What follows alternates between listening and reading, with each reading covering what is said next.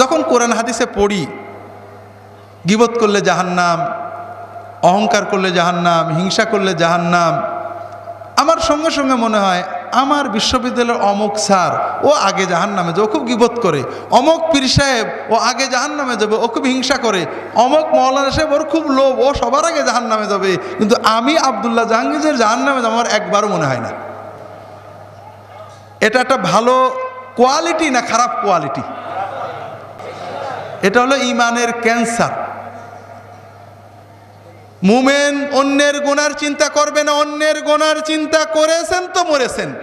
কার দাড়ি ছোট, কার বউ বেপরদা করে, কে খারাপ করেছে, এই চিন্তা শয়তান একবার আপনার ঢুকাতে পারলে অমুক দল খারাপ, অমুক পীরের মুরিদ খারাপ, অমুক লোক খারাপ, অমুক গ্রামবাসী খারাপ, অমুকের দাড়ি ছোট, অমুকের বউ বেপরদা, অমুক একদম ভালো না, এই চিন্তা একবার শয়তান ঢুকালে আর শয়তানের আর চাকরিই থাকবে না, ও অন্য জায়গায় চলে যাবে, আপনার কাম শেষ। কারণ আপনি অন্যের গুনার বিচার করতে গেলে নিজের গুনাহগুলো আর মনে পড়বে না, নিজেকে খুব ভালো মনে হবে। কথা কি বুঝতে পেরেছেন? তাহলে তওবাও নসিব হবে না, আর আপনার অহংকার, গীবত আর আত্মগরিমার কারণে সব ধ্বংস হয়ে যাবে।